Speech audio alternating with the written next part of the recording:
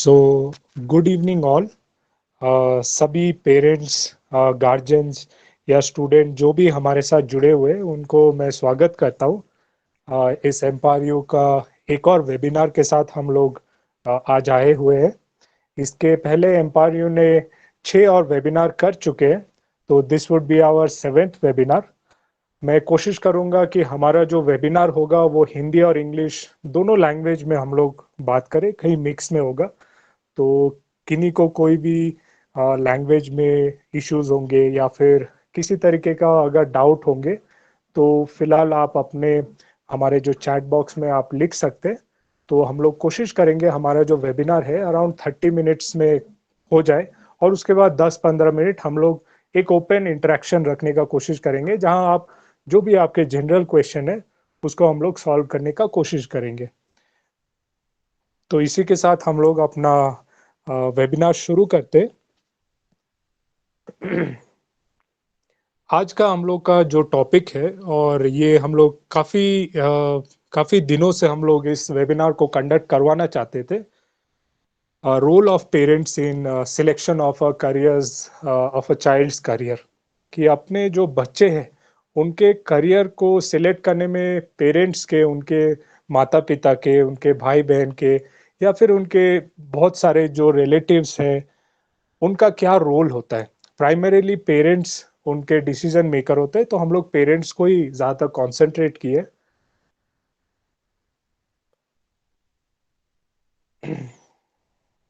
और Anurag, can you switch the slide? Okay. तो जो पेरेंट्स और चाइल्ड का रिलेशनशिप होता है वो बचपन से जैसे ही बच्चा पैदा होता है वहीं से शुरुआत हो जाता है। कहीं ना कहीं जो भी चाइल्ड का चाइल्ड रिलेटेड जो भी डिसीजन होता है, उनके खाना पीना, उनका रहना, उनके कौन से कपड़े पहनेंगे, कहाँ घूमेंगे, क्या खाएंगे, ये कहीं ना कहीं सारे डिसीजंस पेरेंट्स ही प्राइमरीली लेते हैं। और ये काफी हद तक पूरा एंटायर स्कूलिंग करियर में चलता है। और इसके पीछे एक अच्छा मोटिवेशन होता है ऑब्वियसली, क्योंकि कहीं ना कहीं एक बच्चा जब अपने प्राइमरी स्टेज में होता है उस समय वो डिसीजन लेने लायक नहीं होता है। तो उस समय पेरेंट्स का बहुत बड़ा रोल होता है, क्योंकि उनको बेटर एक्सपीरियंस है, बेटर अंडरस्टैंडिंग है, उस बेसिस में वो अपने बच्चे को बेटर गाइड कर सकते हैं। क्या सही है, क्या गलत है, क्या उनके लिए हार्मफुल है, क्या उनके लिए बेनिफिशियल है, ये सारी चीज़ों के बारे में कहीं ना कहीं वो बेटर डिसीजन ले सकते हैं। बट एक स्टेज आता है जहाँ पर एक स्टूडेंट इतना केपेबल हो जाता है, और कहीं ना कहीं पेरेंट्स को भी एक फ्रीडम और वो रिलैक्सेशन देना चाहिए, जहाँ पर एक स्टूडेंट अपने लिए खुद डिसीजन ले पाए। ऐसा एक जो स्टेज आता है वो जैसे ही 10th में एक बच्चा पहुंचता है, तब अपना करियर रिलेटेड चॉइस को वो चुन सके, वो अपने हिसाब से उस डिसीजन को ले सके। और उस समय पेरेंट्स कहीं ना कहीं बैकग्राउंड में उनको मोटिवेशन या फिर सपोर्टिंग रोल प्ले करें, तो बहुत अच्छा रहता है। ये क्यों मैं कहता हूँ? क्योंकि कहीं ना कहीं एक बच्चा जब ग्रो करता है तो स्टार्टिंग में उसे तो बहुत सारे प्रॉब्लम्स होते हैं जो कि पेरेंट्स ले सकते हैं, और उसका जो इम्पैक्ट होता है वो नियर नियर टर्म इम्पैक्ट होता है। बट जो करियर रिलेटेड डिसीजन होता है वो कहीं ना कहीं एक चाइल्ड का खुद का डिसीजन होता है, और ये अगले 15-20-30 साल तक उसके साथ ही रहता है ये डिसीजन। तो कहीं ना कहीं अगर इस समय अगर अपना डिसीजन अगर स्टूडेंट खुद ले तो सबसे अच्छा होता है। उस समय पेरेंट्स का सबसे बड़ा रोल होता है कि वो एज अ गाइड, उनको एज अ फ्रेंड, उनको सिर्फ advice they, suggestions they, but ना कि उनका डिसीजन खुद ले। क्यों मैं ऐसा कहना चाहता हूँ? इसके पीछे कहीं ना कहीं 3 कारण हैं। Can we move to the next slide? So after 10th क्या होता है, जनरली जो स्टूडेंट होता है वो 10वीं तक अपना जो स्टडीज होता है वो जनरल स्टडीज होता है, और 10th के बाद वो कहीं ना कहीं उसके सामने 3-4 स्ट्रीम्स या ऑप्शन के तौर पे उनके करियर को चुनने का एक मौका दिया जाता है। और इस समय स्टूडेंट के दिमाग में बहुत सारे डाउट्स होते हैं, बहुत सारे क्वेश्चंस होते हैं। उनको कहीं पर करियर रिलेटेड डाउट्स होते हैं कि क्या ये स्ट्रीम मेरे लिए सही है, क्या ये स्ट्रीम मेरे लिए गलत है, क्या ये सब्जेक्ट मैं हैंडल कर पाऊंगा या कर पाऊंगी, क्या ये करियर का कोई स्कोप है आगे जाके। तो इस तरीके के बहुत सारे डाउट्स जरूर होते हैं। इस समय पेरेंट्स को जरूर लगता है कि हाँ, हमें इस समय अपना स्टूडेंट का, अपने बच्चों का डिसीजन ले लेना चाहिए। बट इसी समय सबसे ज्यादा क्रूशियल मोमेंट होता है जहां एक स्टूडेंट अपना डिसीजन लेना चाहिए। ये क्यों लेना चाहिए? इसके पीछे तीन कारण है। पहला जो कारण हमें लगता है कि अगर हम लोग एजुकेशन, जो हम लोग का लैडर है, उसे देखा जाए तो 10th क्लास तक सारे बच्चों का एक जनरल स्टडीज होता है। उसमें कोई चॉइसेस नहीं दिए जाते, उसमें लगभग सारे स्टूडेंट्स वही सब्जेक्ट पढ़ते हैं और उनको वही करिकुलम में वही सारे टॉपिक्स पढ़ाया जाता है। बट 10वीं तक एक स्टूडेंट कहीं ना कहीं अपने करिकुलम में, एक्स्ट्रा करिकुलम में और बाकी लाइफ में जितने भी एक्सपीरियंसेस हैं, उनको इकट्ठा करके एक अंडरस्टैंडिंग डेवलप कर लेता है कि उसका जो इंटरेस्ट है, उसका जो एक्साइटमेंट है, वो किन चीजों में होता है, क्या चीज करने में उनको सबसे ज्यादा खुशी मिलती है। ऐसा नहीं हो सकता है कि सबको मैथमेटिक्स या साइंस करने में मजा है। ऐसा भी नहीं हो सकता है कि सबको पढ़ाई में ही इंटरेस्ट हो। किसी को हो सकता है कि कोई स्पोर्ट्स में इंटरेस्ट हो, किसी को हो सकता है कोई आर्ट्स में इंटरेस्ट हो।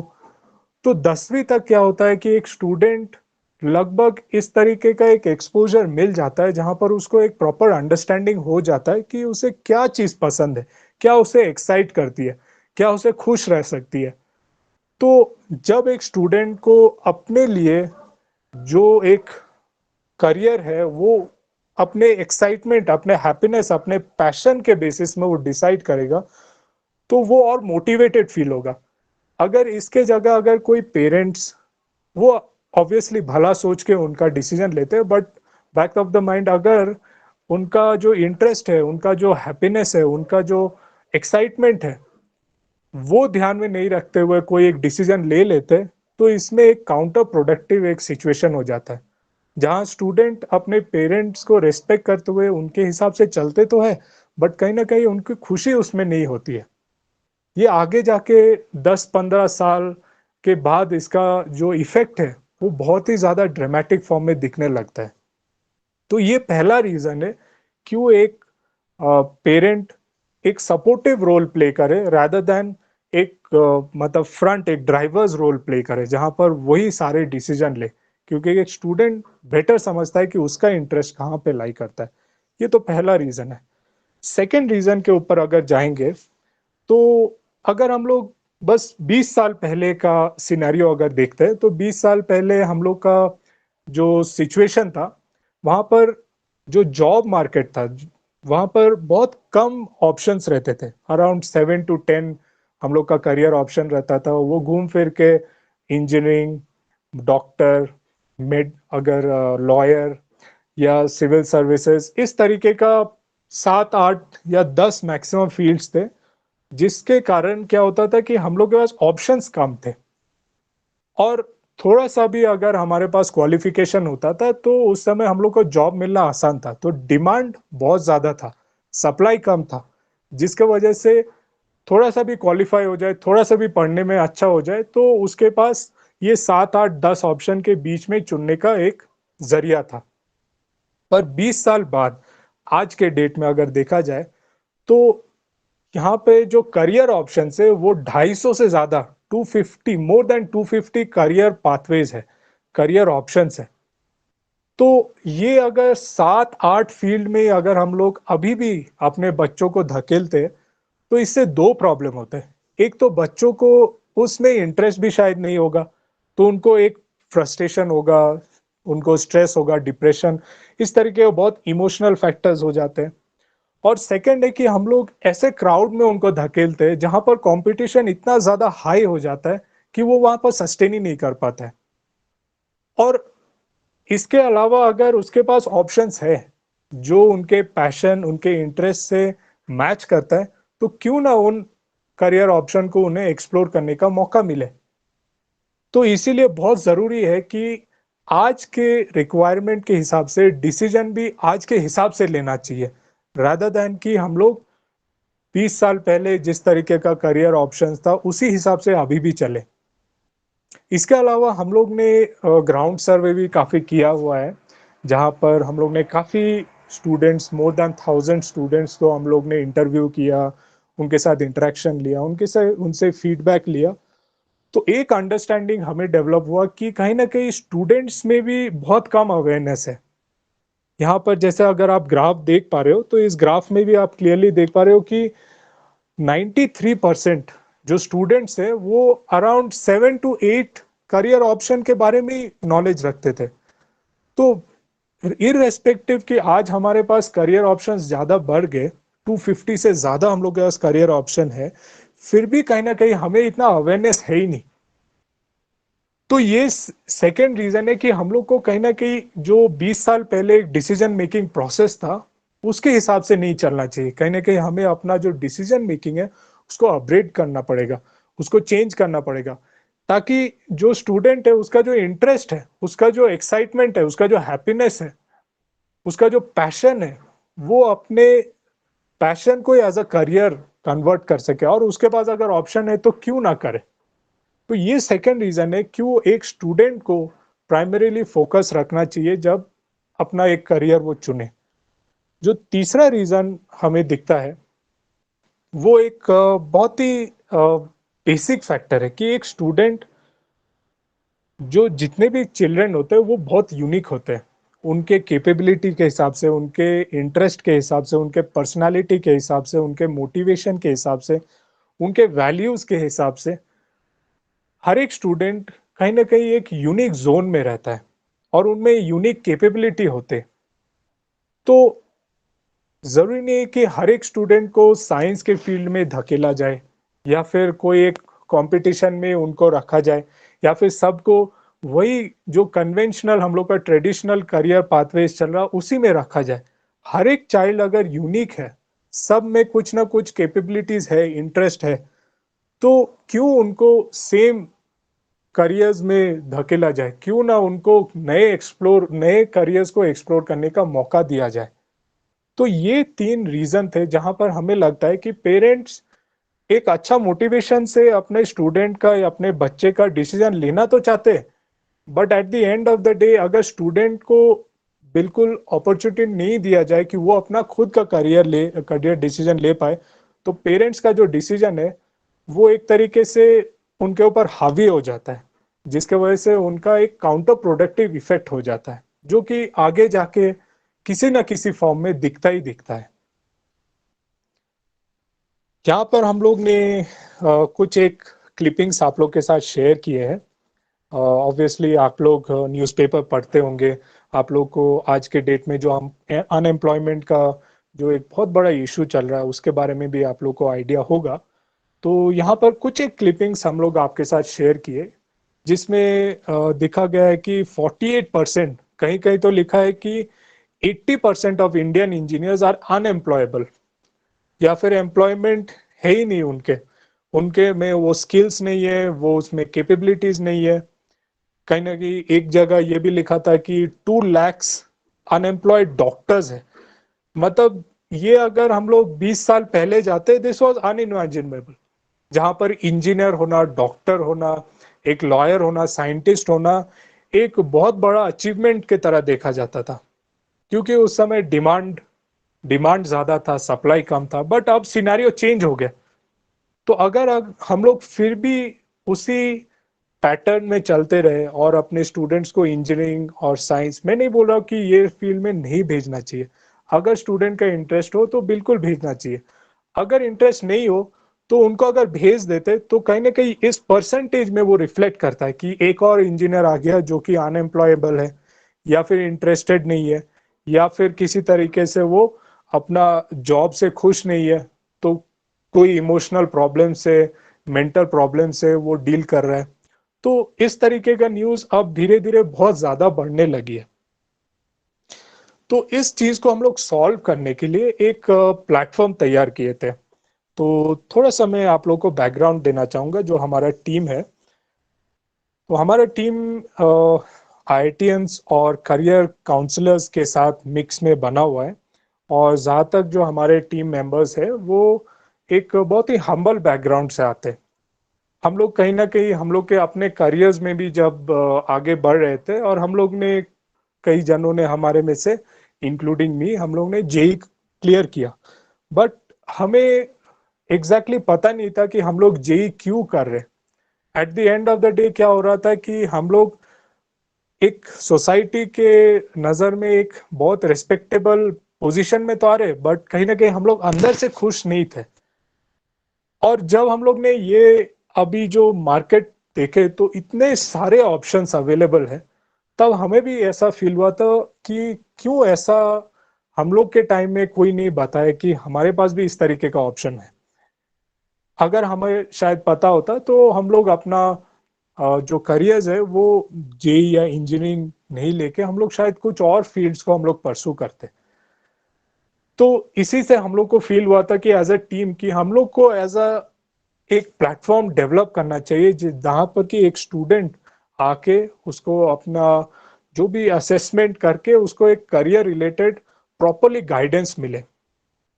तो हम लोग ने जो करियर्स का फिलॉसफी है उसको समझने का कोशिश की।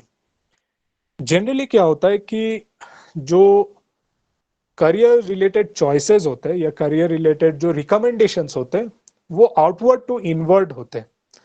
मेरा कहने का क्या मतलब है, मैं समझाने का कोशिश करता हूँ। जैसे फॉर एग्जांपल हमारे बीच में कोई एक आईएएस ऑफिसर बन जाता है, कोई एक बहुत बड़ा इंजीनियर बन जाता है, कोई एक साइंटिस्ट बन जाता है, कोई एक बहुत रिस्पेक्टेबल डॉक्टर बन जाता है या टीचर बन जाता है। तो क्या होता है कि जो सोसाइटी है उससे बहुत इन्फ्लुएंस हो जाती है और इनफैक्ट पेरेंट्स भी बहुत इन्फ्लुएंस हो जाते हैं। कहीं ना कहीं जो ट्रेंड है कि हाँ ये प्रोफेशन लेंगे तो इसमें प्रेस्टीज है, पैसा है, फेम है, सब तरीके का बेनिफिट्स है। तो तब हम लोग उसी ऑप्शन को लेके अपने स्टूडेंट्स के अपने बच्चों के ऊपर थोपने लगते हैं।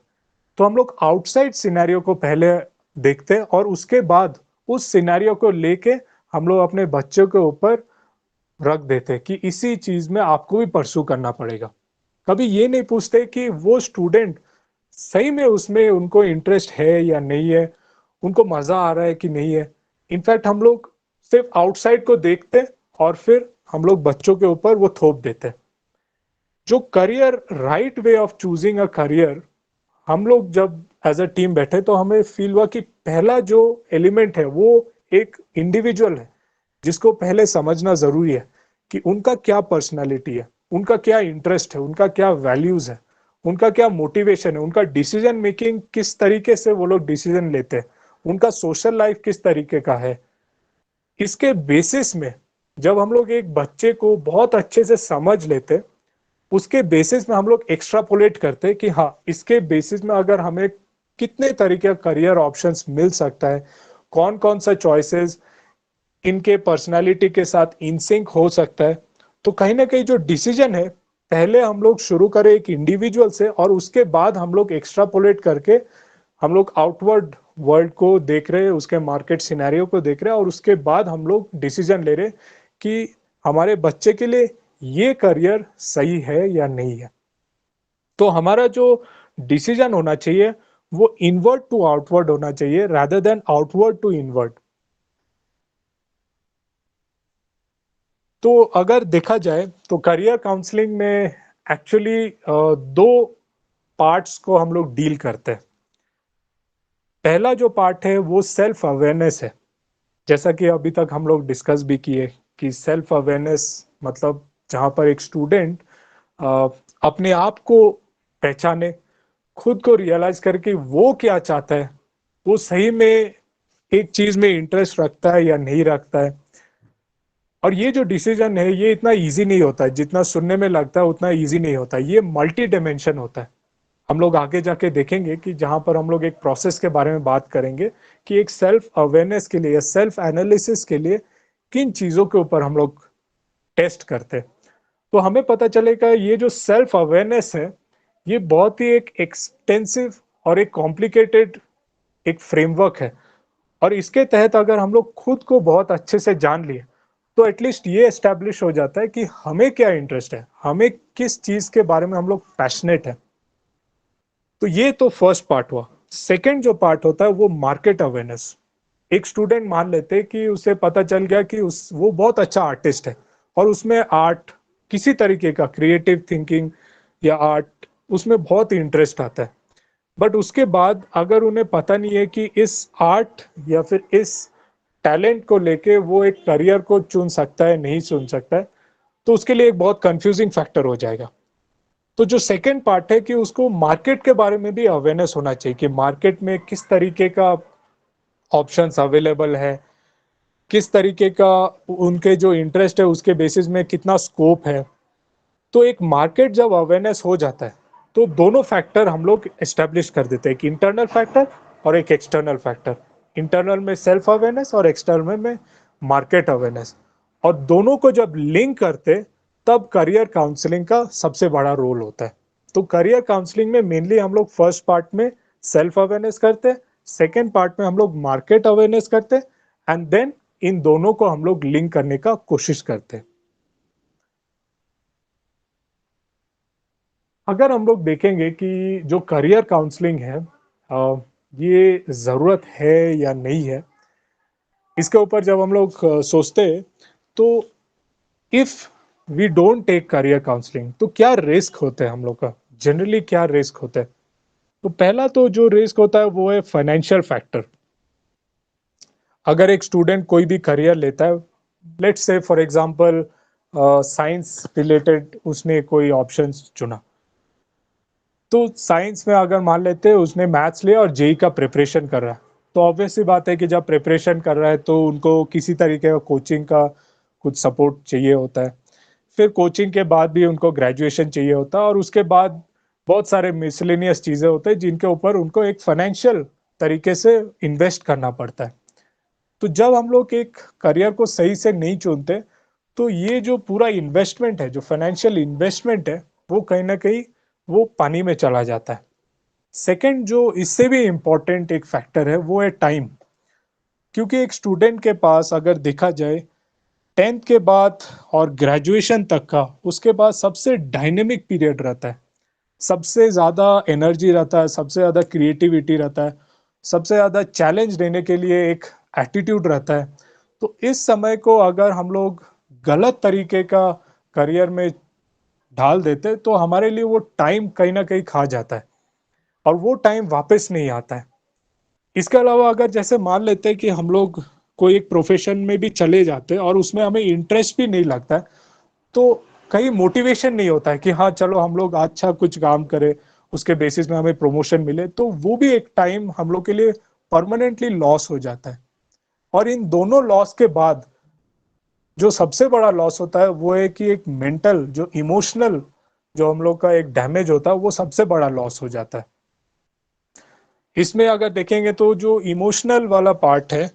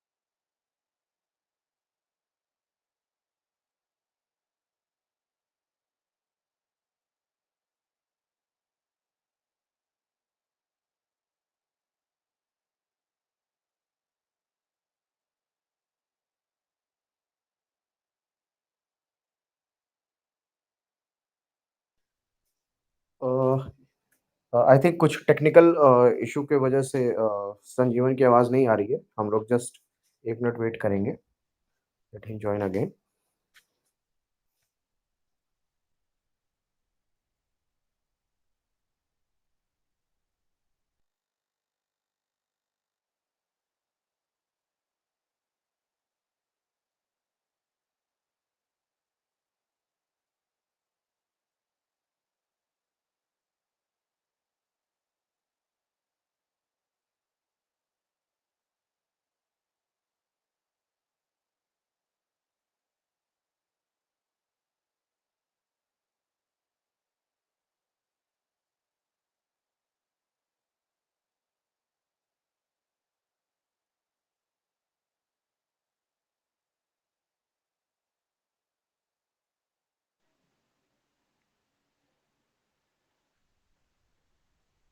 Hello, Anurag, am I audible? Yes, Sanjeevan, you're audible now.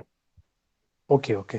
Sorry, यहाँ पर थोड़ा इंटरनेट का इशू है जिसकी वजह से डिस्कनेक्ट हो गए थे। तो we were in the risk of career, the without career counselling.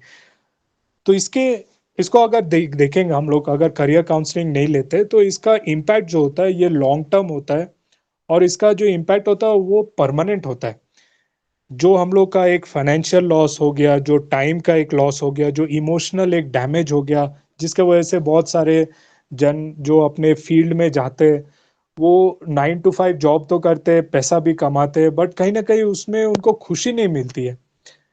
पिछले हम लोग एक रिपोर्ट देखे थे जहां पर बताया गया था कि जो वर्किंग प्रोफेशनल है उसमें 50%, 50 to 55 जो वर्किंग प्रोफेशनल है वो किसी ना किसी मेंटल इश्यूज से सफर कर रहे हैं। कोई स्ट्रेस में है, कोई डिप्रेशन में है, कोई बहुत ज्यादा एंजाइटी में है। तो इस तरीके का जो एक इमोशनल प्ले होता है, इसका जो मेन फैक्टर देखा गया था कि उनका जो इंटरेस्ट है और जो वो काम कर रहे हैं उसमें मिसमैच है, जिसके वजह से उनको मजा ही नहीं आ रहा है, उनको मोटिवेशन भी नहीं हो रहा है, और उल्टा काम के वजह से जो उनका प्रेशर है, उनका जो एक एनवायरनमेंट जो टॉक्सिक हो जाता है, वो उनके अपने लिए भी डैमेज करता है और अल्टीमेटली वो फैमिली लाइफ में भी वो रिफ्लेक्ट करता है। तो एक करियर काउंसलिंग राइट टाइम में ये सारे डैमेज को प्रिवेंट कर सकता है बहुत हद तक। क्योंकि एक सही करियर को जब हम लोग चुन लेते हैं तो आगे जाके हमारे जो भी डिसीजंस है उसके इनसिंक होते हैं, और उसके इनसिंक हम लोग का वेलफेयर भी होता है, क्योंकि उसमें इंटरेस्ट भी है, मजा भी आता है और एक्साइटमेंट भी रहता है। तो इसीलिए career counselling becomes a very good option.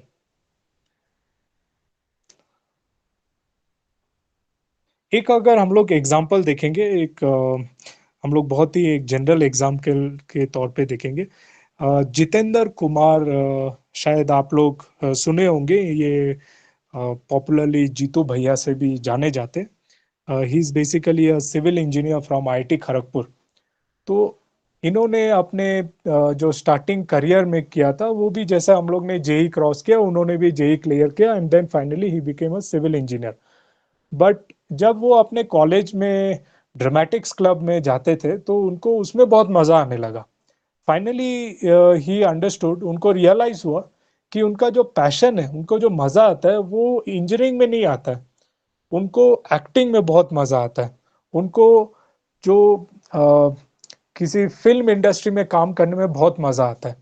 तो उसके बाद उन्होंने अपना जो आईआईटी में, अब जनरली क्या होता है कि एक एस्टेब्लिश्ड सोसाइटी में एक अंडरस्टैंडिंग है कि कोई स्टूडेंट अगर आईआईटी में किया या फिर कोई एमबीबीएस में चला गया या तो फिर कोई एक रिस्पेक्टेबल लॉयर या फिर सिविल सर्वेंट बन जाता है तो उसके बाद उनका लाइफ मोर और लेस सेटल्ड होता है। उनका डिसीजंस जो होता है वो मोर और लेस एक प्रिडिक्टेबल होता है कि वो एक प्रॉपर जॉब में हो गए, अच्छा कमा रहे।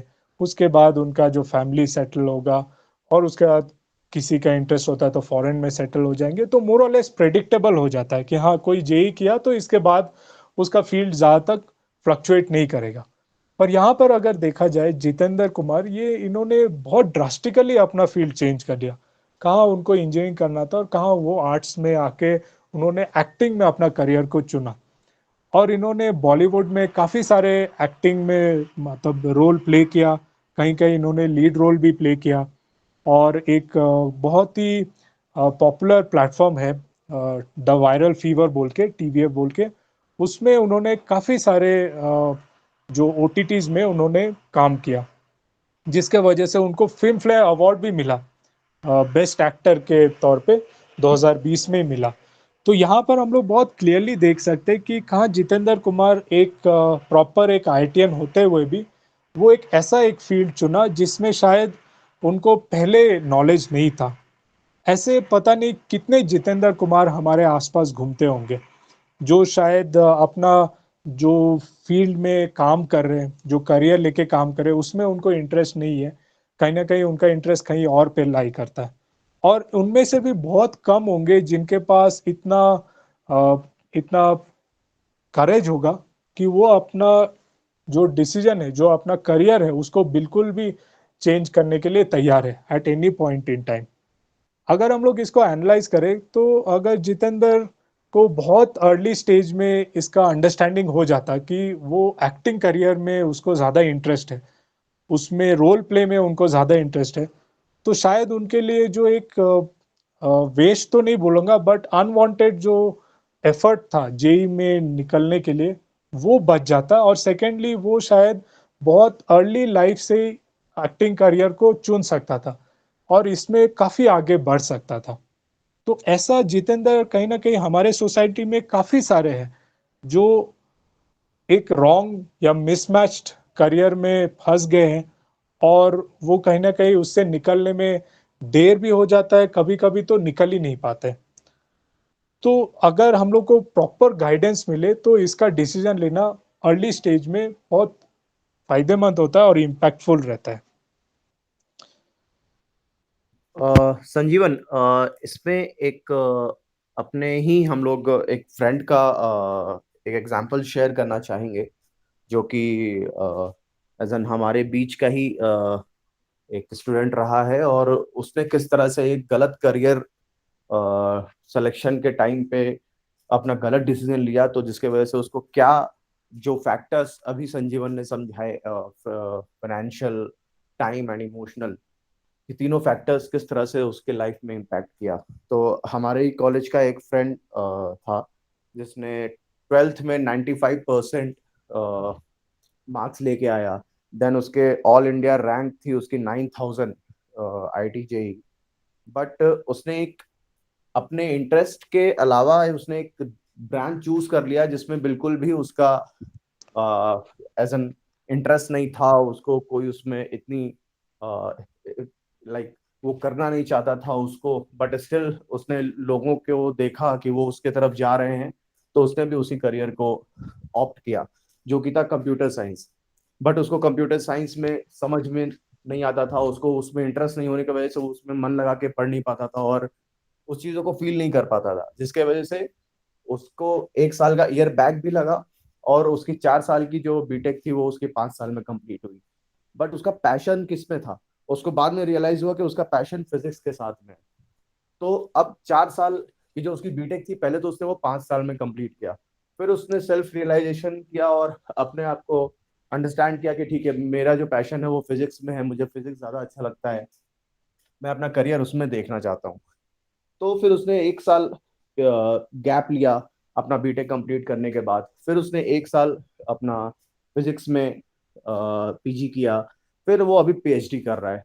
तो अगर ओवरऑल देखा जाए तो there is 7 years of loss, जिसमें उसका फाइनेंशियल भी लॉस हुआ, जिसमें उसका टाइम भी लॉस हुआ, प्लस अगर हम इमोशनली देखें तो अपने 4 साल के करियर के टोटल इंजीनियर 4 साल 5 साल के इंजीनियरिंग के बाद में उसको कहीं ना कहीं फ्रस्ट्रेशन और डिप्रेशन भी होगा कि मैंने इतना अपना टाइम वेस्ट किया और उसके बाद भी मुझे कुछ उसका रिजल्ट नहीं मिला।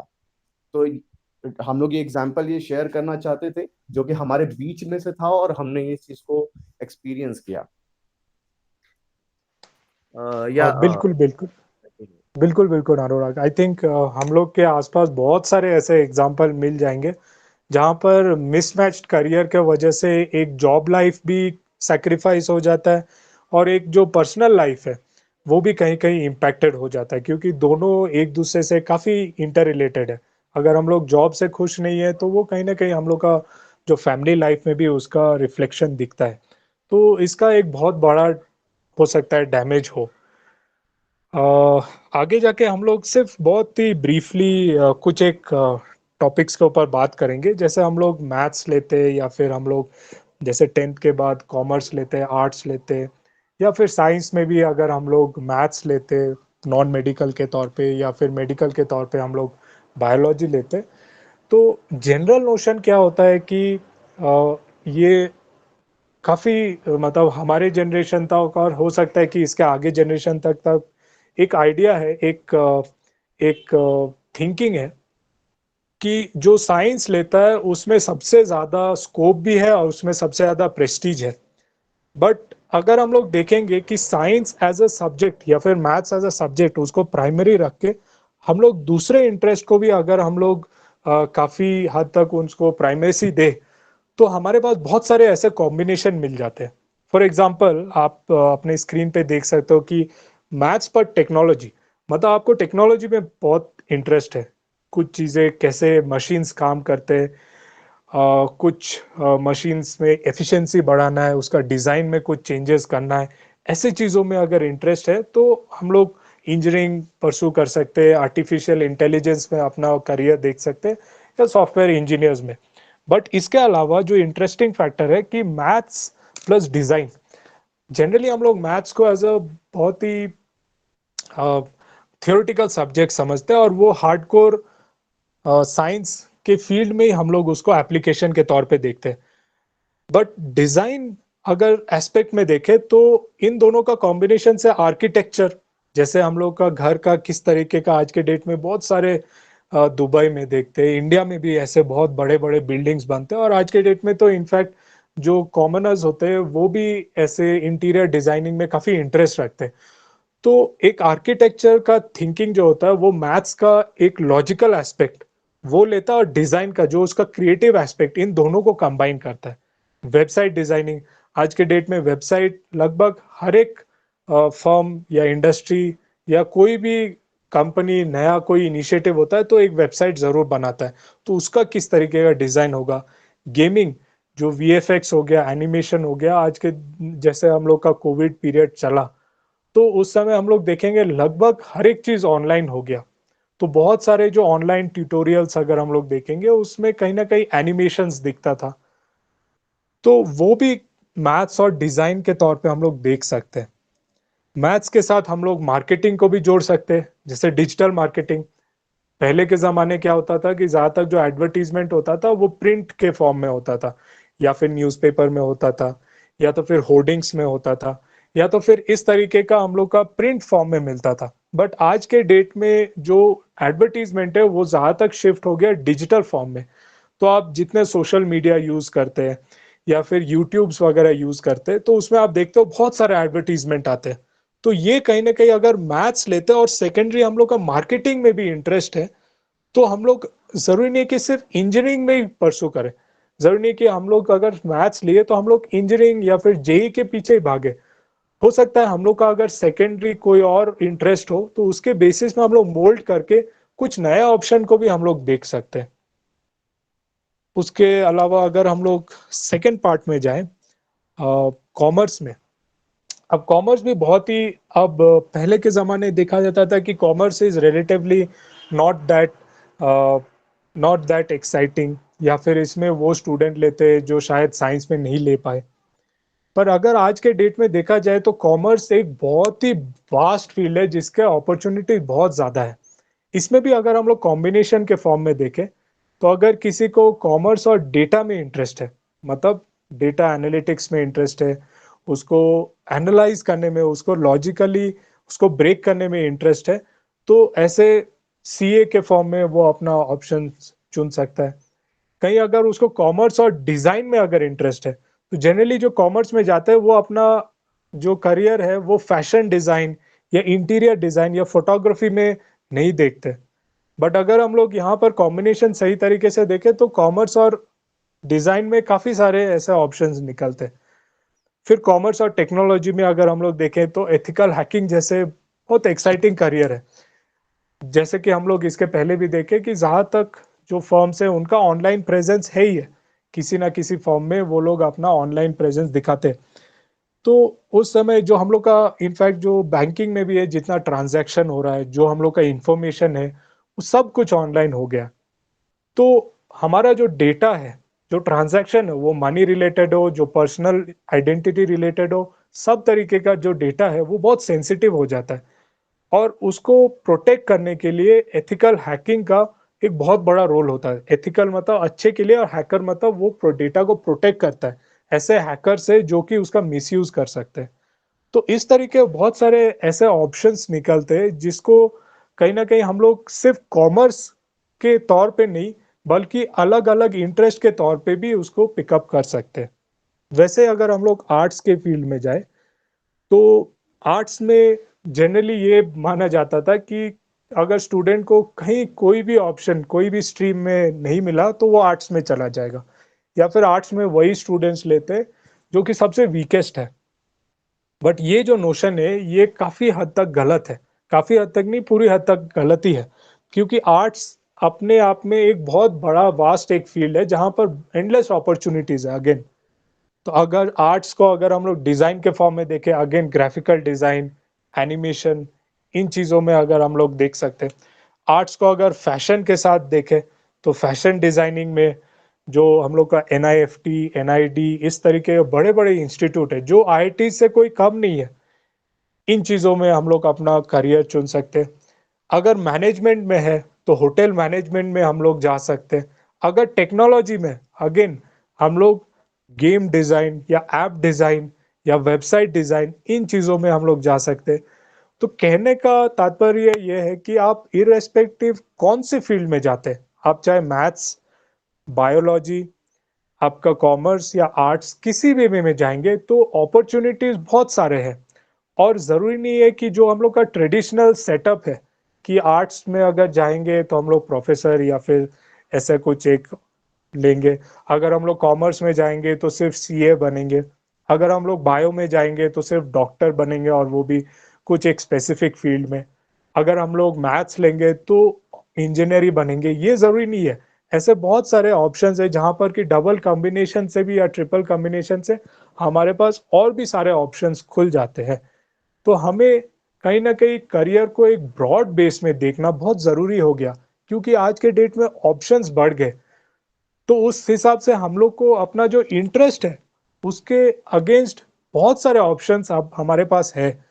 तो जरूरी है कि इन इंटरेस्ट को वो ब्रीदिंग स्पेस दिया जाए, और उनको एक करियर रिलेटेड जो एक फ्रीडम है, वो डिसीजन मेकिंग फ्रीडम है, वो दिया जाए। तो इसके बाद हम लोग अपना प्लेटफॉर्म के बारे में थोड़ा सा बात करेंगे, जहाँ पर हम लोग समझाएंगे कि कैसे ये जो अभी तक हम लोग ने बात किया, जहाँ पर एक इंटरनल फैक्टर है, जहाँ पर एक सेल्फ एनालिसिस है या अवेयरनेस है, और सेकंड है जो मार्केट एनालिसिस है, मार्केट अवेयरनेस है। और इन दोनों को जोड़ने का जो एक करियर काउंसलिंग का रोल होता है वो किस तरीके का होता है, और हम लोग किस तरीके का इस चीज़ को कंसेप्चुलाइज किए और प्लेटफॉर्म में हम लोग प्रेजेंट किए, उसके बारे में हम लोग ब्रीफली बात करेंगे। और इसके लिए मैं अनुराग को रिक्वेस्ट करूंगा कि वो टेक ओवर कर जाए। Sure Sanjeevan, thank you so much. अभी हम लोग आई थिंक पहले जो हमारा जो ओवरऑल जो प्रोसेस है इसको देखने से पहले, तो जो वेबिनार था हमारा, इस वेबिनार का जो टॉपिक था कि रोल क्या है पेरेंट्स का अपने चाइल्ड के करियर सिलेक्शन के लिए। तो हम लोग ने जैसे बताया संजीवन ने कि ऑलरेडी बहुत सारे वेबिनार्स किए, तो हमारा ओवरऑल पर्पस ही यही रहता है कि एक एक्सपर्ट्स के थ्रू में हम ये उस पर्टिकुलर फील्ड के बारे में जाने, और साथ में उनके टाइम पे जब वो करियर सिलेक्शन कर रहे थे और उनकी जर्नी क्या रही ओवरऑल उनके उस प्रोफेशन में अपने आप को एस्टैब्लिश करने के लिए, उसके बारे में भी हम बच्चों को और सबको उसके बारे में अवेयर करा पाए। तो उसमें से ही एक हम हमारा जो लेटेस्ट वेबिनार हुआ था लॉ के ऊपर में, लॉ एज ए करियर के लिए हमने वेबिनार किया था। उसमें हमारे पास में एक क्लिपिंग है जो कि हम चलाना चाहेंगे, आप लोगों के साथ शेयर करना चाहेंगे।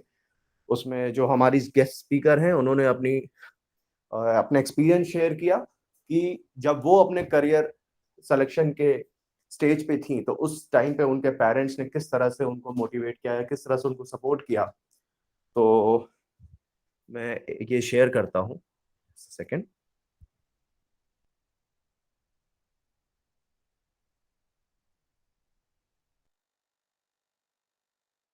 कि जब भी हम लोग अपने पर्सनल लाइफ में भी देखें कि जब भी हम लोग करियर को चूज करने जाते हैं तो सबसे बड़ा रोल कहीं ना कहीं हमारे पेरेंट्स या गार्जियंस का होता है।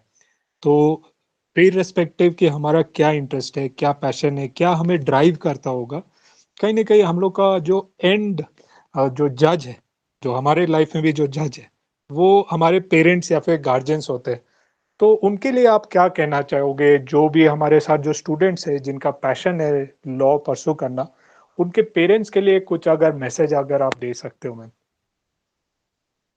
मैं प्रोबेबली एक आपको अपने एक्सपीरियंस से एक एग्जांपल दे सकती हूँ। मेरे खुद के father he was an IAS officer, और उन्होंने साइंस अपनी पूरी ज़िंदगी साइंस में दी पहले। उन्होंने एमएससी किया मैथ्स से, और फिर वो पॉलिटिकल साइंस जो भी उन्होंने किया, and then he got into services. And उनका एक बहुत बड़ा सपना था कि उनकी बेटी भी ऐसे साइंस में जाए। अ, तो उन्होंने मुझे शुरू में परस्यू करने को इसको कहा, लेकिन उन्होंने थैंकफुली फॉर मी उन्होंने रियलाइज़ किया कि मैं बहुत स्ट्रगल करती थी मैथ्स के साथ, साइंस के साथ, मुझे बहुत अच्छा नहीं लगता था। बाय द टाइम मैंने 10th का एग्ज़ाम दिया, जैसे-तैसे करके मैंने दिया, and I passed, I got out of it, लेकिन मैंने मन बना लिया था कि मैं ये नहीं कर सकती हूँ। अगर उस स्टेज पे मेरे फादर, मदर दोनों ने ये चीज़ नहीं देखी होती कि मेरा इंटरेस्ट कहाँ है और मैं क्या कर सकती हूँ, मेरी क्या कैपेबिलिटीज़ हैं, तो शायद आज मैं बहुत ही डिफरेंट प्लेस में होती और मैंने जो भी सक्सेस अपने करियर में पाया है वो नहीं पाती। उन्होंने मेरे अंदर टाइम इन्वेस्ट किया, 10th के बाद भी समझने की कोशिश की कि मुझे क्या सब्जेक्ट्स पसंद आएँगे और उस सब्जेक्ट्स के बेसिस पे मैं क्या करियर किस तरह का कर सकती हूँ। मुझे लीगल फील्ड में इंटरेस्ट था, मुझे आर्ट्स में भी इंटरेस्ट था, तो उन्होंने मुझे ये सब चीज़ें परस्यू करने दी।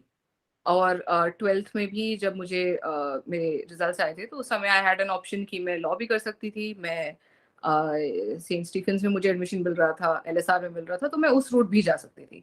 बट उस टाइम पे भी उन्होंने मुझे गाइड किया कि एक प्रोफेशनल डिग्री लेना प्रोबेबली, क्योंकि इसमें इंटरेस्ट था मेरा वैसे भी, would have been a better choice. और वो जो उन्होंने मुझे गाइडेंस दिया लेकिन फ्रीडम भी दिया साथ में, वो बहुत ही ज़रूरी था, क्योंकि उसके बाद जो भी मैंने डिसीजंस लिए मुझे लगा कि वो मेरे हैं। उसको और वो डिसीजंस पे मैंने मेहनत किया। अगर मुझे ऐसा ऑनेस्टली लगता है कि अगर पेरेंट्स और गार्डियंस राइट डायरेक्शन में अपने बच्चों को पुश कर सकते हैं, लेकिन फोर्स नहीं करें, तो वो बच्चा जहाँ भी पहुंचेगा वहां पर उसका करियर बहुत अच्छा होगा। अगर आप किसी को ऐसे करियर में डाल दोगे क्योंकि आपको लगता है कि वो सही है, और बाद में वो बच्चा वहां पर नहीं परफॉर्म कर पा रहा है, तो एंड में ना वो बच्चा सक्सेसफुल होगा ना आप सक्सेसफुल होगे। तो एक वो डायलॉग होना बहुत जरूरी है।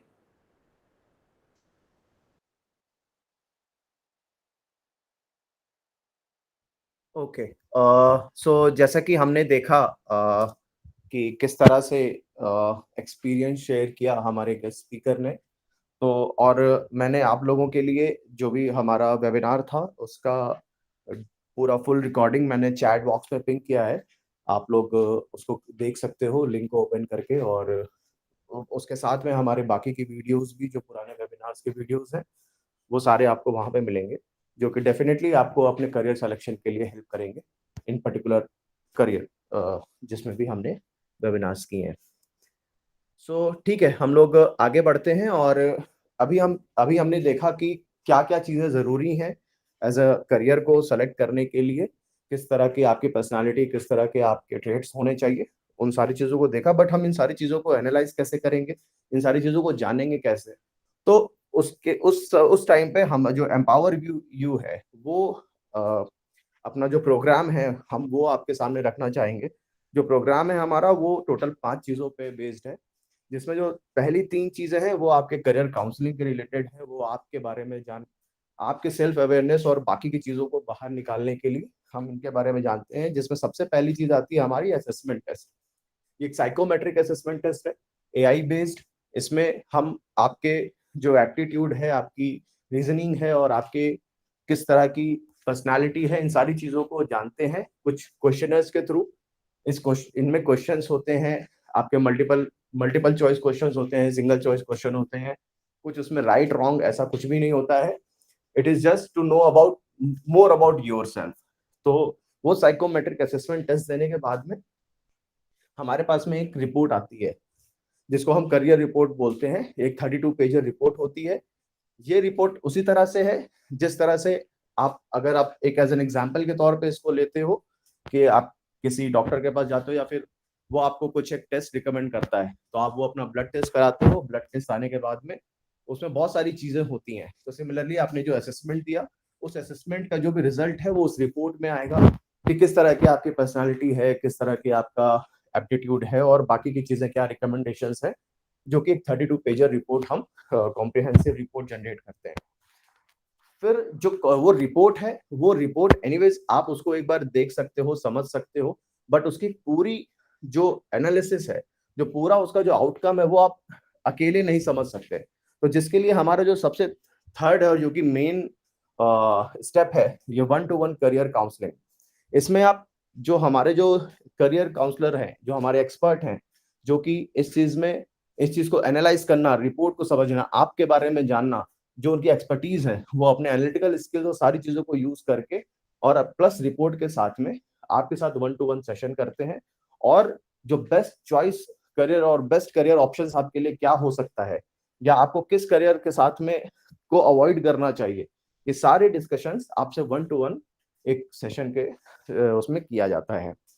फिर अब तो ये हो गई कि सारी चीजें कि हमने अपने करियर के बारे में जान लिया कि कौन सा करियर हमारे लिए अच्छा है, कौन सा करियर हमारे लिए नहीं अच्छा है, किधर हमें परस्यू करना चाहिए। बट हाँ, इसको जानने के बाद भी जो एज एन हमने आइडेंटिफाई किया कि हमें सिर्फ करियर के बारे में न जानने के अलावा हमें ये भी बहुत जरूरी है कि उस करियर में कैसे चीजें बिहेव करती हैं, कि उस करियर में आप अगर परस्यू कर रहे हो तो आपकी जर्नी कैसे होने वाली है, क्योंकि ये 1-2 साल की बात नहीं है। आप जब उस करियर में खुद को जाओगे, आप जब उसमें जॉब करोगे, उसको खुद लिव करोगे, तो एटलीस्ट 30-35 ईयर्स आप उस करियर में रहने वाले हो। तो उसका एक्सपीरियंस क्या होने वाला है, ओवरऑल आपकी जर्नी कैसे होने वाली है, वो हम डिलीवर करते हैं थ्रू वेबिनार्स। ये वेबिनार्स हम कराते हैं उस फील्ड के जो एक्सपर्ट्स हैं, प्रोफेशनल्स हैं, उनके साथ में, जो कि आपको एक रियल लाइफ एक्सपीरियंस शेयर करते हैं, आप करंट मार्केट से अवेयर कराते हैं, और आपको आज जब आप उस करियर के बारे में प्लान कर रहे हो, उस समय आपको वेल परफॉर्म कैसे करना है, वहां पे कैसे आपको अपने आप को स्टैब्लिश करना है, क्या क्या उसमें चीजें आती हैं, क्या कंपटीशन होता है, क्या सैलरी होती है, क्या प्रो है, क्या कॉन्स है, सारी चीजें आपको वो वेबिनार के थ्रू हम एक्सपीरियंस कराते हैं। तो ये हमारी ओवरऑल स्ट्रैटेजी है। करियर यात्रा हम लोग ने प्लान किया हुआ है। तो ये हमारा एक ईयरली और हाफ ईयरली प्रोग्राम है, जिसके थ्रू हम एक यात्रा काइंड ऑफ सेटअप करेंगे, जिसमें आप डिफरेंट करियर्स के बारे में उसमें आप जानकारी ले सकते हो कि हर करियर में क्या क्या चीजें होती है, और वो more detail about the career होगा। तो ये इवेंट जब भी होगा तो हम आप लोग के साथ में शेयर करेंगे इसको। ओके, सो अभी हम लोग डिस्कस करेंगे कि जो ये हमारे जो स्टेप्स हैं, जो करियर असेसमेंट हो गया, साइकोमेट्रिक असेसमेंट हो गया, करियर रिपोर्ट हो गया, और 1-to-1 काउंसलिंग हो गई, तो ये हम कैसे इसको करेंगे। तो उसके लिए हमने यहाँ पे स्लाइड्स ऐड की हैं। तो आपको हमारी जो वेबसाइट है empoweryou.io, उसको विजिट करना है, और वहाँ पे आप अपने हिसाब से जिस भी आप क्लास में हो उसको सेलेक्ट कर सकते हो, जिस भी असेसमेंट को देना चाहते हो। वहाँ से जब स्टार्ट करोगे तो वहाँ पे स्टार्ट करने के बाद में आपको अपना यूज़र अकाउंट क्रिएट करना पड़ेगा। तो यूज़र अकाउंट क्रिएट करने के लिए सबसे पहले हमारे टोटल 3 स्टेप्स हैं, जिसके बाद आप अपना असेसमेंट स्टार्ट कर सकते हो। तो आप अपना नाम दो, और नीचे आप एनालिसिस किस भी करियर के बारे में करना चाहते हो वो आप सेलेक्ट करो। उसके बाद आप आगे जा सकते हो नेक्स्ट क्लिक करके। फिर उसके बाद आप यहाँ पे एक आपको ड्रॉप डाउन मिलता है, जिस ड्रॉप डाउन में आप चूज कर सकते हो कि आप क्या प्लान कर रहे हो। लाइक अभी तक आपने क्या सोचा है कि आप कॉमर्स के साथ आगे जाना चाहते हो, या साइंस में मैथमेटिक्स में जाना चाहते हो, बायोलॉजी के साथ जाना चाहते हो। तो वो डिफरेंट ऑप्शंस हैं, यहाँ पे आप वो चूज कर सकते हो। वो चूज करने के बाद आप नेक्स्ट करोगे। देन आपको बताना है कि अभी आप अपने करंट जो भी आपने जो सोचा है अपने करियर को लेके, जो भी आप प्लानिंग कर रहे हो, उसमें आपकी क्या क्लैरिटी है। तो यहाँ पे 4 ऑप्शंस हैं। चारों ऑप्शंस में जो बेस्ट सुटेबल ऑप्शंस आपके लिए है वो आप चूज कर सकते हो। उसको सेलेक्ट करने के बाद में फिर आपको अपना ईमेल एड्रेस, नाम, फोन नंबर, एज और पासवर्ड ये डाल के अपना अकाउंट फाइनली क्रिएट करना होगा, जिसको आप करते ही आपका फिर नेक्स्ट स्टेप होगा कि आप यहाँ पे टेस्ट स्टार्ट कर सकते हो। तो टेस्ट स्टार्ट होने से पहले यहाँ पे कुछ इंस्ट्रक्शंस दिए हुए हैं, तो जो कि मैं आपको बताना चाहूंगा कि ये इंस्ट्रक्शंस क्या हैं बेसिकली। तो जो साइकोमेट्रिक असेसमेंट है, it is not like an कोई एक जो हम लोग जनरल एग्जाम देते हैं और कोई टेस्ट देते हैं उसकी तरह नहीं होता है कि जिसमें एक राइट आंसर होगा या फिर मल्टीपल राइट आंसर्स होंगे या रॉन्ग आंसर्स होंगे। तो ये असेसमेंट आपके बारे में जानने के लिए है। तो जिसके लिए हम ये कहते हैं कि जो भी क्वेश्चंस आपसे पूछा जाएगा उसका कोई भी राइट या रॉन्ग आंसर नहीं है, आप जो भी आंसर दे रहे हो that is the correct answer. तो जब भी आप ये टेस्ट को दे रहे हो तो उसके पहले आपको कुछ चीजों का ध्यान रखना है। पहले तो आप ये जो टेस्ट दे रहे हो तो उसके पहले बिल्कुल आप फ्री माइंड से, कोई भी आप ऐसे कुछ हड़बड़ी में नहीं, कोई जल्दीबाजी में नहीं, ये आराम से आपका हाफ एन आवर और 45 मिनट्स का टेस्ट होने वाला है। तो आप आराम से बैठ के रिलैक्स होके बिल्कुल फ्री माइंड से आप इस टेस्ट को दो। दूसरा, आप बिल्कुल भी इस टेस्ट को देते टाइम अपना माइंड मत यूज करो कि ये जो भी मैं आंसर दे रहा हूँ वो सही है या गलत है या जो भी हो सकता है, या फिर आप किसी की हेल्प मत लो कि इसका क्या आंसर लगता है, क्या देना चाहिए। तो जो भी आपके खुद से आपके अंदर से जो भी आंसर निकल के आ रहा है वही आंसर आपको चूज करना है। और ट्राई करो कि आप ये पूरा टेस्ट एक सीटिंग में दो, आप उसको मल्टीपल ब्रेक ना करो। तो ये कुछ चीजें हैं जो कि आप टेस्ट स्टार्ट करने से पहले ध्यान रखना। और एक बार आपने जब टेस्ट स्टार्ट किया तो इसमें ओवरऑल देखा जाए तो हमने इसको टोटल 5 सेक्शंस में, जो इसका पहला पार्ट है वो 5 सेक्शंस में डिवाइड किया हुआ है, जिसमें आपका career interest, career personality, career motivator, learning style और सिनेरियोज। तो इन बेसिस के क्वेश्चंस होंगे, ये जनरल क्वेश्चंस हैं, इसमें कोई भी आपकी लॉजिकल या फिर कुछ डिफरेंट काइंड ऑफ एबिलिटी हम नहीं चेक कर रहे हैं। तो इसमें आपको जैसे एक एग्जांपल के तौर पे आप ये क्वेश्चन देख सकते हो कि करियर इंटरेस्ट अगर आपका जानना है तो क्या हो सकता है। तो do you like physical activities that require physical strength rather than sitting and watching. तो एक ये आपका इंटरेस्ट है, मतलब कि आप किस तरह का काम करना पसंद करते हो, लाइक आपका इंटरेस्ट क्या है कि आप उठ के कुछ इधर उधर की चीजें जिसमें फिजिकल एक्टिविटी बहुत है, मे बी आप स्पोर्ट्स में बहुत जाना चाहते हो, आप जाके गेम खेलना चाहते हो, आप साइकिलिंग करते हो, या फिर मे बी आप बाजार जाना चाहते हो और वहां से आप उसमें आपको अच्छा लगता है, या लोगों को सोशल वर्क करना चाहते हो। सिमिलरली आप बैठ के कुछ गेमिंग करना चाहते हो, आर्ट्स करना चाहते हो। तो दिस काइंड ऑफ इंटरेस्ट आपका किस में है, तो इस तरह के सिमिलर क्वेश्चंस होंगे जो कि इस वाले सेक्शन में पूछा जाएगा। देन अपना करियर पर्सनालिटी, सिमिलरली अगेन इसमें आप देख सकते हो कि नॉर्मल आपकी पर्सनालिटी बेस्ड क्वेश्चन है कि क्या आपको बेस्ट डिस्क्राइब करता है। I usually like to have many people around me और I enjoy spending time with myself. तो अगेन आपका क्या पर्सनालिटी है, किस तरह के हो आप, इंट्रोवर्ट हो, एक्सट्रोवर्ट हो, क्या पर्सनालिटी है, इन सारी चीजों को इस तरह के क्वेश्चंस आपके इस सेक्शन में आएंगे। तो इसी तरह से जो हमारे पांचों सेक्शन है ये जनरल क्वेश्चंस होंगे आपके बारे में, आपकी जनरल आपकी जो सेल्फ अवेयरनेस है वो हमें कैसे पता चलेगी कि क्या है आपका नेचर, क्या है आपकी पर्सनैलिटी। तो इन क्वेश्चंस के थ्रू हम उस चीजों को बाहर निकालते हैं। देन जो हमारा अगला सेक्शन आता है ये आपका टाइम बेस्ड क्वेश्चंस होते हैं इसमें, जिसमें थोड़े न्यूमेरिकल क्वेश्चंस होंगे, थोड़े एप्टीट्यूड के क्वेश्चंस होंगे। लाइक अभी जैसे एग्जांपल के तौर पे हमने रखा है ये क्लरिकल एंड ऑर्गेनाइजेशनल स्किल्स आपकी कैसी हैं। तो ये सारे क्वेश्चंस होंगे, बट ये टाइम बेस्ड क्वेश्चंस होंगे। जो हमारा प्रीवियस सेक्शन था उसमें कोई टाइम लिमिट नहीं थी, आप उसको कितना भी एक क्वेश्चन का आंसर करने में कितना भी टाइम ले सकते हो। बट इस वाले जो सेक्शन में इसमें टोटल आपके अराउंड 29 क्वेश्चंस होंगे जिसको आपको आंसर करना होगा विद इन सम टाइम। तो जैसे ही आप अपनी ये टेस्ट कंप्लीट करोगे आप इस स्क्रीन पे लैंड करोगे और टेस्ट कंप्लीट करने के बाद में विद इन 24 आवर्स आपको एक ईमेल आएगा, जिस ईमेल पे हम लोग बाकी की इंफॉर्मेशन, आगे के फर्दर स्टेप्स क्या होंगे वो हम आपके साथ शेयर करेंगे। ये हमारा करियर रिपोर्ट है। जैसा कि हमारा जो सेकंड स्टेप है, एक बार आपने जब असेसमेंट कंप्लीट कर लिया फिर आपकी करियर रिपोर्ट जनरेट होगी। जो करियर रिपोर्ट है वो करियर रिपोर्ट कुछ ऐसे दिखती है, जिसमें जो भी आपके ने क्वेश्चंस दिए थे उस क्वेश्चंस के बेसिस पे कुछ यहाँ पे मैट्रिक्स हैं जो कि और ग्राफ्स हैं जो कि जनरेट हुए हैं। लाइक एज एन एग्जांपल आपकी करियर पर्सनालिटी किस तरह की है। तो you are, so as an example you are extrovert, you are intuitive, you are thinking. तो ये सारी चीजें हैं जो कि आपके पर्सनालिटी को एनालाइज करके बताती है बेसिस ऑन क्या आपने आंसर किया। देन आपका करियर इंटरेस्ट क्या हो सकता है, ओके तो उसकी यहाँ पे हमने एक मैपिंग की है।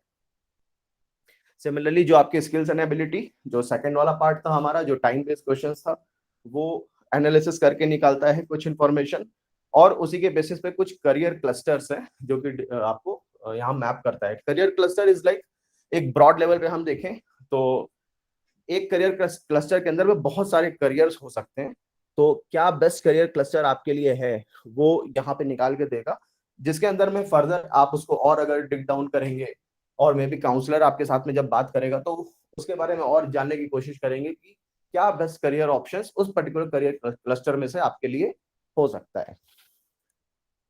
So again one of the part of the report जिसमें आपके लिए जो भी करियर बेस्ट चॉइस निकल के आती है या फिर सब्जेक्ट्स क्या आपके लिए बेस्ट हो सकते हैं वो रिकमेंडेशंस यहाँ पे दी गई है।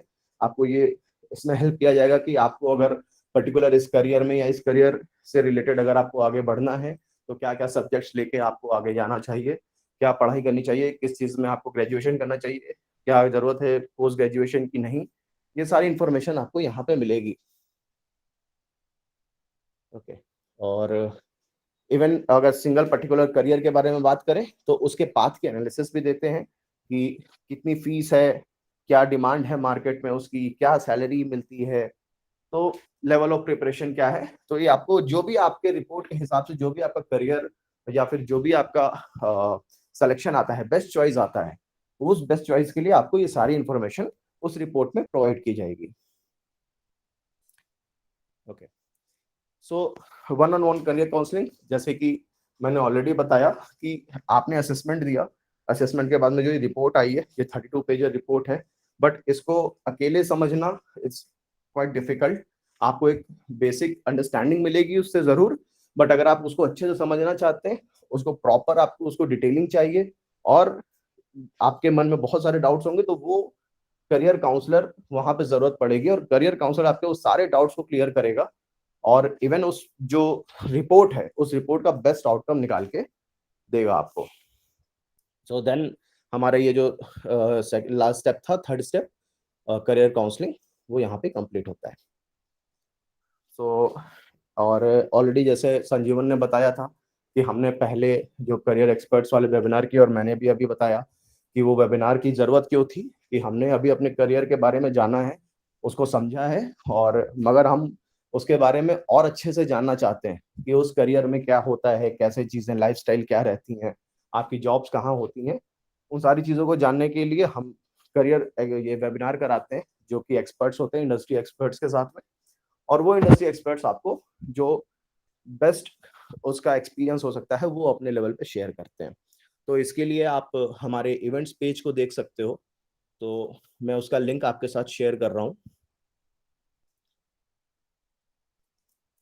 यहाँ पे जितने भी हमने इवेंट्स अभी तक किए हैं, वेबिनार्स, करियर एक्सपर्ट्स वेबिनार किए हैं, वो सारे आपको मिल जाएंगे, आप उनको नेविगेट कर सकते हो।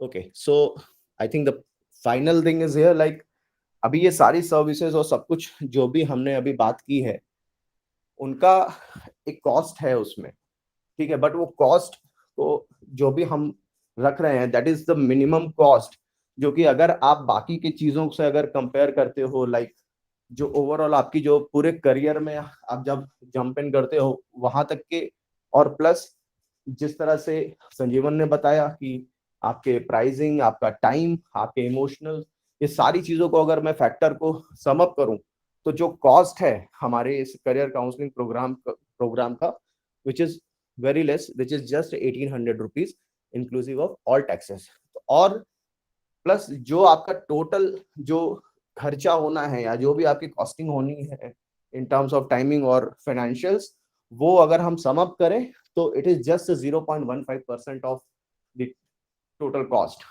तो आपके करियर में आपको जो बेस्ट आगे मिलने वाला है या फिर अपने आपके पर्सनालिटी, आपकी जो पैशन के हिसाब से क्या चीजें बेस्ट है, उसमें आप अपने करियर में ग्रो करोगे, उसमें आप अपने करियर में हैप्पी रहोगे, और एज वेल एज आप दूसरों को भी इंस्पायर करोगे।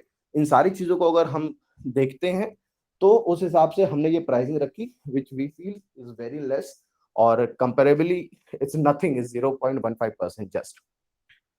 तो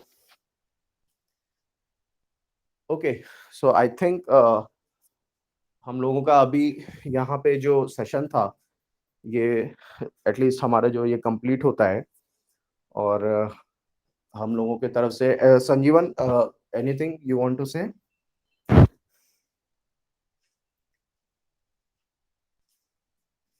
ओके सो जो भी हमारे साथ पेरेंट्स और स्टूडेंट्स जुड़े हैं, अगर आपके पास में कोई क्वेश्चंस है तो आप प्लीज हमसे पूछ सकते हैं। आप चैट बॉक्स में भी उस क्वेश्चंस को डाल सकते हैं। मैं सबके लिए माइक इनेबल कर रहा हूँ, अगर आप कुछ कहना चाहते हैं तो please you can turn on your mic and you can speak.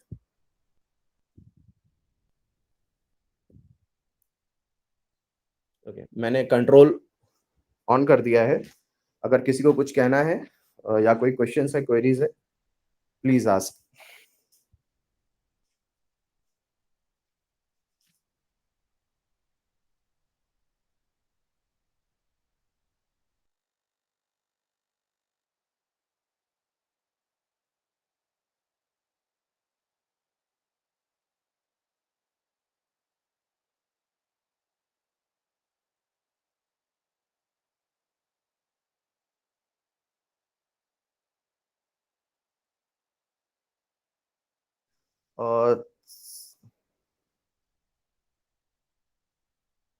Okay, so I'll just take a first question. Sanjeet, you can turn on your mic and just let me know कि आपको कहाँ से जानना है।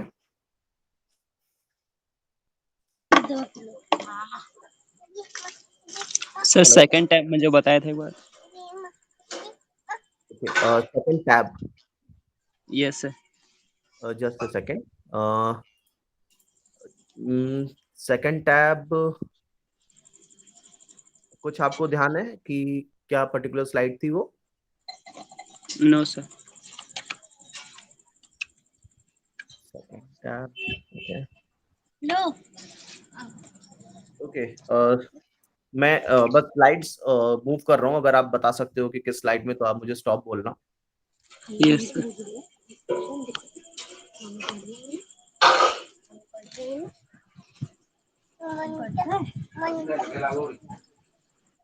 Yes sir, यही था ऊपर वाला। ये यस सर। ओके, तो ये रजिस्ट्रेशन का प्रोसेस है Sanjay.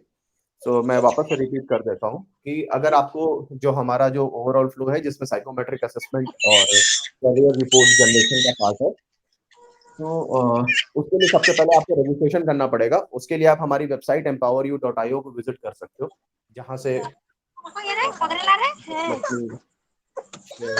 Website out.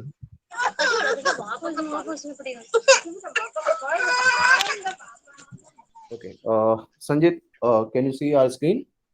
Yes sir. Okay, तो ये हमारी वेबसाइट है empoweryou.io। इसमें आप होम पेज पे जाओगे तो होम पेज पे आपको यहाँ पे एक लिस्ट मिलेगी साइकोमेट्रिक करियर असेसमेंट्स की। तो इसमें यस आप किस क्लास में हो अभी संजय? 10th में sir. Okay, you are in 10th और you have given the board exams, right? Given the board exam sir. Okay, तो आप यहाँ पे जो भी अपना career analysis for 11th and 12th class के लिए आप यहाँ पे सिलेक्शन कर सकते हो। ठीक है, आप जैसे ही यहाँ पे सिलेक्शन करोगे उसके बाद आपको ये वाली स्क्रीन मिलेगी। ओके, जहाँ से आप अपना रजिस्ट्रेशन कर सकते हो टेस्ट के लिए, जिसमें आपको अपना नाम देना पड़ेगा। अगेन वो नीचे जो आपका ऑप्शन है वो ऑलरेडी सेलेक्टेड है, उसको आप चेक करके आगे बढ़ सकते हो। आप आगे बढ़ोगे तो फिर आपको अपना current I am currently doing जो भी ड्रॉप डाउन की वैल्यूज हैं वो आपको सेलेक्ट करनी पड़ेगी। तो संजीत, मैं जान सकता हूँ कि आप अभी क्या प्लान कर रहे हो? मैथ्स, बायो, आर्ट्स, कॉमर्स, किस चीज के लिए? अनुराग, सॉरी टू इंटरप्ट। या आशीष? हाँ, पीछे जाना एक बार आप। ओके, इससे, हाँ, इससे लास्ट वाले में। नहीं नहीं, अपना वेबसाइट वाला पेज, होम पेज। हाँ, यहाँ पे प्राइमरली मतलब संजीत राइट नाउ 11th में नहीं है, 11th में जाने को है, अभी उसने बोर्ड एग्जाम दिया है। So he will be select, he is not clear actually कि उसे क्या करना है, तो इसलिए वो फर्स्ट वाला सेक्शन को सिलेक्ट करेगा, that is 8, 9, 10। Okay, okay, okay. Sorry, Sanjit. You have to select the first option, 8th, 9th, 10th class. Okay, yeah. So here you will complete the registration. यहाँ पे आप नाम डालोगे और अपना selection करोगे. Then whatever career planning that you are doing, कि आप मैथमेटिक्स, बायो, कॉमर्स, आर्ट क्या लेके आगे जाना चाहते हो, आप अपना ड्रॉप डाउन से सेलेक्ट करोगे। फिर उसके बाद में आप अपना करंट स्टेज बताओगे कि आपको अपने जो भी आप करियर प्लान कर रहे हो उसके बारे में किस स्टेज पे हो, आपको क्या अंडरस्टैंडिंग है, जिसमें 4 ऑप्शंस हैं, उस बेस्ट सूटेबल ऑप्शंस आप वहां पे सेलेक्ट करोगे, then you will go to the next slide, और वहां पे आप अपना फाइनल रजिस्ट्रेशन करोगे, जिसमें अपना ईमेल एड्रेस, अपना लोकेशन, फोन नंबर, एज और यूजर अकाउंट के लिए पासवर्ड सेट करके आप अपना असेसमेंट स्टार्ट कर सकते हो। तो Sanjeet, is it clear now?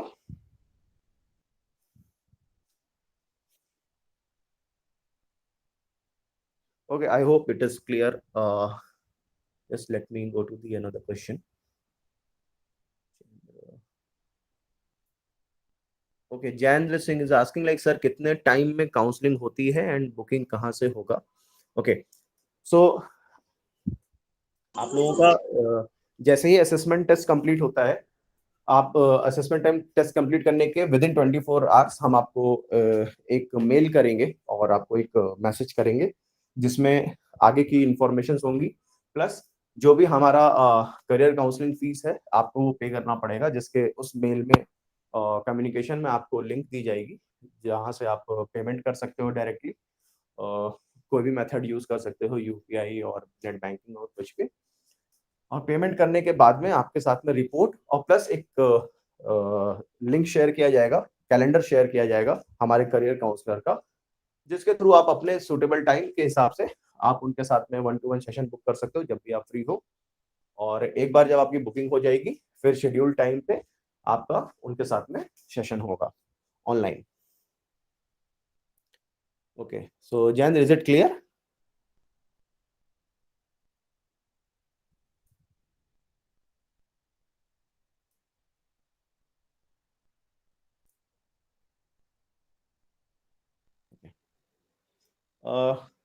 ठीक है, सो संजीवन, anything else like Ashish, Sanjeevan or anyone else want to speak, or shall we end this session now? Anurag, am I audible? Yes, Sanjeevan, you're audible. Okay, तो आज हम लोग का जो session था वो बेसिकली हम लोग एक बहुत ही ब्रॉड बेस्ड ओवरव्यू दिए, एक जनरल ओवरव्यू दिए कि एक करियर रिलेटेड जो भी डिसीजंस होता है उसमें पेरेंट्स का क्या रोल होता है, और अल्टीमेटली उनका आज के डेट में, आज के सिनेरियो के हिसाब से, आपके मार्केट के डिमांड के हिसाब से किस टाइप का रोल हो सकता है। तो हम लोग होप करते हैं, वी होप कि ये जो भी वेबिनार था ये आप सबके लिए फायदा हुआ होगा, किसी न किसी तरीके से शायद आई ओपनर हुआ होगा। और हम लोग होप करते हैं कि जो हमारे साथ हुआ, जो कि शायद हम लोग 10 साल पहले जब हम लोग अपना जेई क्लियर किए या फिर रेस्पेक्टिव जो भी अपने फील्ड्स में है, उस टाइम जो हमें एक गैप दिखा था वो हम लोग किसी न किसी तरीके से एम्पायर यू के प्लेटफॉर्म के द्वारा उसको कवर करने का कोशिश कर रहे हैं। तो कभी भी एट एनी मोमेंट आप लोग को किसी तरीके का डाउट है, आप लोग को किसी तरीके का क्वेश्चंस है, तो आप लोग हमारे वेबसाइट में जाके कभी भी रीच आउट कर सकते हैं, and then we will try to promptly answer all your questions. और हम लोग को अल्टीमेटली ये फील होता है कि हमारे प्लेटफॉर्म से अगर एक भी बच्चे का एक राइट चॉइस मिल जाता है तो हमारे लिए एक बहुत ही एक सेटिस्फाइंग फैक्टर होगा। तो इसी उम्मीद से कि ये प्लेटफॉर्म किसी न किसी तरीके से एक चेंज ला पाए, जो हम लोग करियर रिलेटेड जो डिसीजंस लेते, उस डिसीजंस को लेने में हम लोग कुछ एक साइंटिफिक तरीका लगाए। तो यही उम्मीद के साथ हम लोग प्लेटफॉर्म तैयार भी किए, and hopefully it would be beneficial for everyone who is trying to join us through empire. तो यही है, इसके अलावा आप लोग कुछ भी क्वेश्चंस है, कभी भी कोई क्वेरी है, तो we are always open. We will be happy to respond to any kind of questions. Yes. So that is all from my side, Anurag. Okay. it- Okay, then हम लोग फिर अभी सेशन ये वाला अपना कंक्लूड करते हैं, और किसी को भी जैसा संजीवन ने बोला, अगर आपको कोई भी डाउट है आप हमें डायरेक्टली मेल कर सकते हो, आप हमें व्हाट्सएप कर सकते हो, आप हमें कॉल कर सकते हो, हमारे वेबसाइट पे हमारा कॉन्टैक्ट इन्फॉर्मेशन दिया हुआ है। और हम लोग का जो नेक्स्ट जो वेबिनार होने वाला है दैट इज ऑन संडे, और उसके बारे में हम लोग आपको इंफॉर्मेशन देंगे, which is on mostly on the quality assurance manager. कैसे क्वालिटी एश्योरेंस एक, अगर आप देखते हो किसी प्लांट में या किसी फैक्ट्री में, और बहुत सारे जो ऑटोमोबाइल इंडस्ट्री है उसमें एक बहुत बड़ा रोल होता है ये, और एक इमर्जिंग करियर है। पहले इसकी ज़रूरत नहीं होती थी, बट हाँ आज के टाइम पे देखें तो ये बहुत इंपॉर्टेंट करियर है, और इसमें एक अच्छा आप इस्टेब्लिशमेंट कर सकते हो खुद के लिए। तो जिसके ऊपर में हमारा अगला वेबिनार होने वाला है, और हम लोग आपसे जल्दी ही ये डिटेल्स भी शेयर करेंगे अपने इवेंट्स पेज के माध्यम से। तो थैंक यू एवरीवन, और have a nice day. Thanks.